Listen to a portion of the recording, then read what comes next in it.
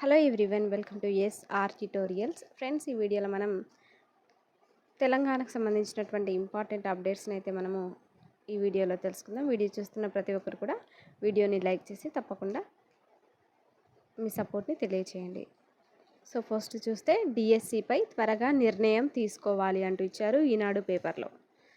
TET notification జారీ చేసినందున ప్రభుత్వం త్వరగా డిఎస్సిపై నిర్ణయం తీసుకోవాలని తెలంగాణ రాష్ట్ర డిఎడ్ బిఎడ్ అభ్యర్థుల సంఘం రాష్ట్ర అధ్యక్షుడు రావుల రామ్మోహన్ రెడ్డి శుక్రవారం ఒక ప్రకటనలో ప్రభుత్వాన్ని కోరారు. ఫిబ్రవరిలోనే డిఎస్సి నోటిఫికేషన్ ఇస్తామని ప్రభుత్వం గతంలోనే ప్రకటించిందని, ఇప్పుడు ఎస్సీ వర్గీకరణ సమస్య కూడా పరిష్కారమైనందున త్వరగా డిఎస్సి నిర్వహణపై నిర్ణయం తీసుకొని పదోన్నతులు, పదవీ విరమణ ఖాళీలను జత చేసి 10,000 పోస్టులకు నోటిఫికేషన్ ఇవ్వాలని ఆయన విజ్ఞప్తి చేశారు అంటే ఈ విధంగా అయితే వచ్చింది. నెక్స్ట్ అప్డేట్ 15 నుంచి టెట్ దరఖాస్తులు అంటూ ఇచ్చారు. ఉపాధ్యాయ అర్హత పరీక్ష టెట్ 2025 మొదటి విడత నోటిఫికేషన్ను విద్యాశాఖ శుక్రవారం జారీ చేసింది. ప్రతి సంవత్సరం 2 సార్లు టెట్ నిర్వహిస్తామని ప్రకటించిన ప్రభుత్వం మొదటి విడతకు ఈ నెల 15 నుంచి దరఖాస్తులను స్వీకరించనుంది. జూన్లో ఆన్లైన్ పరీక్షలు నిర్వహిస్తామని టెట్ చైర్మన్, పాఠశాల విద్యాశాఖ సంచాలకుడు ఈవి నరసింహారెడ్డి తెలిపారు.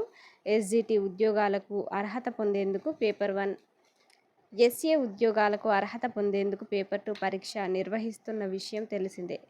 పేపర్ 2లో 2 వేర్వేరు పేపర్లు గణితం, సైన్స్, సాంఘిక శాస్త్రం ఉంటాయి. అయితే ఈసారి ఒక పేపర్కు 750 రూపాయలు, 2 పేపర్లకు 1000 రూపాయల రుసుముగా నిర్ణయించారు.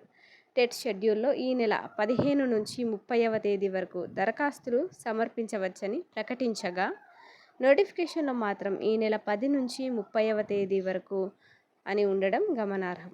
ఈ విషయం విద్యాశాఖ సంచాలకులు నరసింహారెడ్డి దృష్టికి రావడంతో శుక్రవారం రాత్రి ఆయన 15వ తేదీగా మార్పు చేయించారు. తేదీను పరిశీలించకుండా నిర్లక్ష్యంగా వ్యవహరించిన ఎస్సీఈఆర్టీ అధికారి ఒకరిపై ఆయన ఆగ్రహం వ్యక్తం చేసినట్లు సమాచారం. అదేవిధంగా టెట్కు కనీసం 2 లక్షల మంది పోటీ పడనున్నారు. గత జనవరిలో జరిగిన 2024 టెట్ 2 పరీక్షకు 2,75,753 మంది దరఖాస్తు చేసి 2,05,278 మంది పరీక్ష రాశారు. వారిలో 83,711 మంది కనీస మార్కులు సాధించి డిఎస్సికి అర్హత పొందారు. ఈ పరీక్ష 150 మార్కులకు ఉంటుంది. ఓసీలకు 90, బీసీలకు 75, మిగిలిన వారికి 60 మార్కులు వస్తే ఉత్తీర్ణులవుతారు అంటూ ఈ విధంగా అయితే ఇచ్చారు. షెడ్యూల్కి సంబంధించి కూడా ఇచ్చారనమాట. ఇది షెడ్యూల్ అంటూ. నోటిఫికేషన్ జారీ ఏప్రిల్ 11న. ఆన్లైన్లో దరఖాస్తుల సమర్పణ తేదీ వచ్చేసి 15 నుంచి 30వ తేదీ వరకు. హాల్ టికెట్ల డౌన్లోడ్ జూన్ 9 నుంచి. ఇంకా ఆన్లైన్ పరీక్షల తేదీలు జూన్ 15 నుంచి 30 మధ్య. పరీక్ష సమయం వచ్చేసి ఉదయం 9 నుంచి 11:30 గంటల వరకు, మధ్యాహ్నం 2 నుంచి 4, సాయంత్రం 4:30 వరకు అన్నమాట. రోజుకు 2 విడతలు ఉంటాయన్నమాట. ఫలితాల వెల్లడి వచ్చేసి జూలై 22వ తేదీన. ఇది షెడ్యూల్ అంటూ ఇచ్చారు. ఇక నెక్స్ట్ చూస్తే సరిగ్గానే దిద్దుతున్నారా అంటూ మనకు న్యూస్ పేపర్లో అయితే పబ్లిష్ అయిందనమాట. తెలుగు రాష్ట్రాల్లో పోటీ పరీక్షల మూల్యాంకనంపై అభ్యంతరాలు అంటూ ఇచ్చారు. ఇది మనకు సాక్షి పేపర్లో పబ్లిష్ అయింది. గ్రూప్ 1 సహా అన్ని పరీక్షలపై అనుమానాలు, లక్షలాది విద్యార్థులు, తల్లిదండ్రుల్లో ఆందోళన. పేపర్ రూపకల్పన నుంచి మూల్యాంకనం వరకు సమస్యలు, అనుభవజ్ఞులైన ఫ్యాకల్టీ కొరతతో ఇబ్బందులు. తెలుగు రాష్ట్రాల్లో 75% ప్రొఫెసర్ పోస్టులు ఖాళీ అంటూ ఇచ్చారనమాట. దీని గురించి చూద్దాం.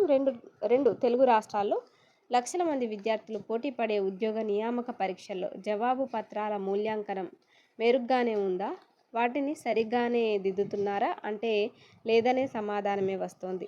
పలు పోటీ పరీక్షల మూల్యాంకనంపై సవాలక్ష సందేహాలు వ్యక్తమవుతున్నాయి. ప్రభుత్వ ఉద్యోగ సాధనే లక్ష్యంగా ఏళ్ల తరబడి చదివి పరీక్ష రాస్తే ఆ జవాబు పత్రాలు దిద్దే నిపుణుల అర్హత, అనుభవంపై అనేక అనుమానాలు వ్యక్తమవుతున్నాయి. ఈ అనుమానాలను బలపరిచేలా ఇటీవల గ్రూప్ 1 పరీక్షలో వచ్చినటువంటి ఫలితాలు ఫలితాలు ఉన్నాయని సబ్జెక్టు నిపుణులు అంటున్నారు అంటూ ఇచ్చారు. అదేవిధంగా కీ పాయింట్లకే పరిమితమై అంటూ ఇచ్చారు. పోటీ పరీక్షల్లో లక్షల మంది భవిష్యత్తును నిర్ణయించేది మూల్యాంకనమే. ఇంతటి కీలకమైన మూల్యాంకనాన్ని సరిగ్గా నిర్వహించే అనుభవజ్ఞులైన ఫ్యాకల్టీ లేరనే వాదన బలంగా వినిపిస్తోంది. అందుబాటులో ఉన్న వారితోనే మమ అనిపిస్తున్నారనే ఆరోపణలు కూడా ఉన్నాయంటూ ఇచ్చారు. జవాబు పత్రాలు దిద్దే వారికి అధికారులు 4-5 కీ పాయింట్లు ఇస్తారు. అయితే అభ్యర్థి అంతకంటే మంచి పాయింట్లతో సమాధానం రాసిన ఫ్యాకల్టీ ఆ కీ పాయింట్ల అన్వేషణకే పరిమితమై తగిన మార్కులు ఇవ్వడం లేదనే విమర్శలు వినిపిస్తున్నాయి. దీంతో పాటు వేర్వేరు సబ్జెక్టులు ఉండే పేపర్ను ఒక్కరితోనే మూల్యాంకనం చేయిస్తున్నారు. ఇది కూడా ఫలితాలపై ప్రభావం చూపుతోంది అని నిపుణులు చెబుతున్నారు. యూనివర్సిటీలో ప్రొఫెసర్లు, డిగ్రీ లెక్చరర్ పోస్టులు 2 రాష్ట్రాల్లో భారీగా ఖాళీగా ఉండడమే సమస్యకు మూల కారణమని అభ్యర్థులు అంటున్నారు. 2 తెలుగు రాష్ట్రాల్లోనూ ఇదే సమస్య నెలకొందని చెబుతున్నారు అంటూ ఇచ్చారు. ఇవి కొన్ని సమస్యలు అంటూ కూడా ఇచ్చారు.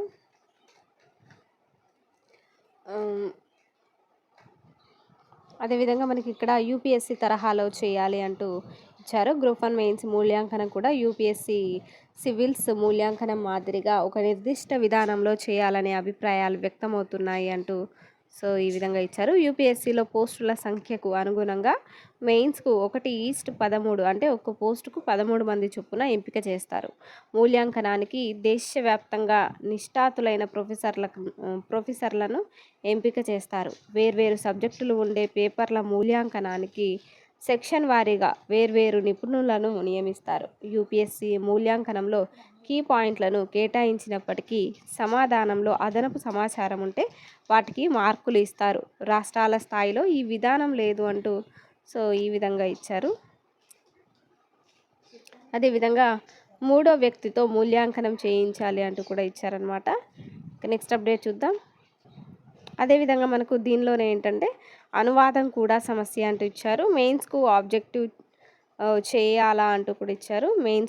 మెయిన్స్ను కూడా ఆబ్జెక్టివ్ చేయాలా అంటూ కూడా ఇచ్చారు. ఇంకా నెక్స్ట్ అప్డేట్ చూస్తే పశు సంవర్ధక శాఖలో 354 పోస్టులు, త్వరలో వెటర్నరీ అసిస్టెంట్ల భర్తీ, విఏలకు ఎల్ఎస్ఏలుగా ప్రమోషన్,